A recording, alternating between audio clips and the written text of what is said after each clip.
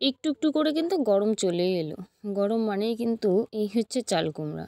সেটা যদি হয় কচি তাহলে এরকমই হারিয়ে যাওয়া এক চাল কুমড়া পুর ভরা সেটা কিন্তু করতে পারেন। খেতে যেমন সুন্দর হয়, বানানো কিন্তু তেমন সহজ।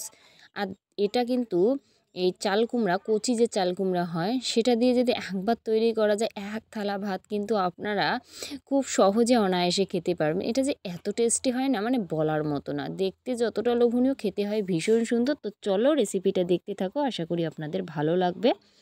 বানানোর জন্য এরকমই একটা চাল কুমড়া ছিল। বর্তমানে কচিটা একটুখানি কম পাওয়া যায়, তো ঠিক আছে, কোনো প্রবলেম নেই, এরকম হলেও চলবে।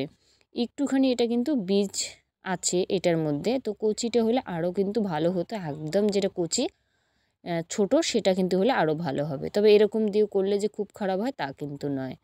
তবে যত পিস করবেন আপনারা ঠিক বড় বড় করে ওই পিসেই কিন্তু করবেন। মানে যদি আপনারা 6 পিস করেন তাহলে বড় বড় 6 পিস করে নেবেন। আর যদি 4 পিস করেন তাহলে বড় বড় 4 পিস। দেখুন ঠিক এইভাবে কিন্তু করে নিলাম আমি। বড় বড় 4 পিস করে নিলাম। এবার মাঝখান থেকে এইভাবে পকেট তৈরি করতে লাগবে। সবগুলোই কিন্তু একইভাবে পকেট তৈরি করব। দেখুন সবগুলো সুন্দর করে মাঝখান থেকে চিড়ে নিলাম। আর পরিষ্কার করে কিন্তু ধুয়েও নিলাম। সুন্দর করে ধুয়ে নিলাম। আর পকেটটা যেন এরকমই হয়। দারুণ করে করবেন তাহলে ভালো হবে।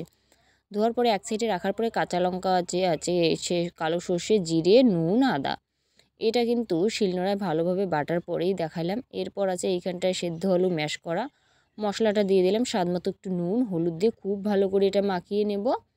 এই পুরটা যে এত ভালো লাগে না খেতে, নিরামিষের দিন আপনারা কিন্তু বানিয়ে খেতে পারেন। শুধু যদি ডাল থাকে আর এটা থাকে, আর কিচ্ছু লাগবে না। আর আমার মতো অনেকেই কিন্তু হচ্ছে ডাল পছন্দ করে না, তারা কিন্তু এটা এমনিতেই ভাতের সঙ্গে কিন্তু খেতে পারবে, ডাল ছাড়াই এক থালা ভাত খেতে পারবে। তো যাই হোক, পকেটের ভিতরে পুরটা ভালোভাবে ভরিয়ে নিলাম সুন্দর করে। দেখুন ঠিক এইভাবে পুরটাকে কিন্তু সুন্দর করে এইভাবে ভরিয়ে নিতে লাগবে। তো সবগুলো কিন্তু পকেটের ভিতরে পুরটা ভালোভাবে ভরিয়ে নেব। আর একটু চাপ দিলে কিছুটা পুর বেরিয়ে আসবে, সেটাও কিন্তু সুন্দর করে এইভাবে ঠেসে ঠেসে ভরে দেবো, তাহলে না ভালো হবে, খুব সুন্দর হবে। তো যাই হোক, সবগুলো কিন্তু এইভাবে ঠেসে ঠেসে ভরিয়ে দিলাম। দেওয়ার পরে ওই থালার মধ্যে একটুখানি বেসন, একদম সামান্য পরিমাণ বেসন, একটুখানি নুন আর হলুদ এটা কিন্তু দিয়ে দেবো। দিয়ে জল দিয়ে এটা মিশিয়ে নেব ভালো করে, একদম পাতলা করে। মানে যে খুব বেশি কুট করতে লাগবে একদম গাঢ় করে সেরকম না, একেবারে পাতলা করে গুলে নিলাম।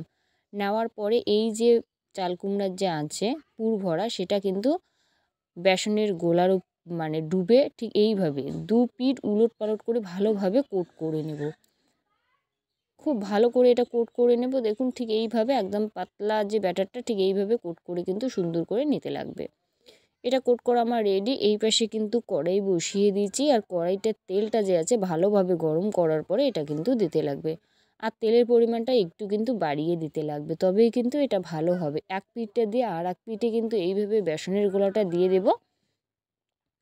দিয়ে কিন্তু এটা মিনিমাম 5 মিনিটের মতো এক পাশে রাখা লাগবে। রাখার পরে কিন্তু উল্টানো লাগবে।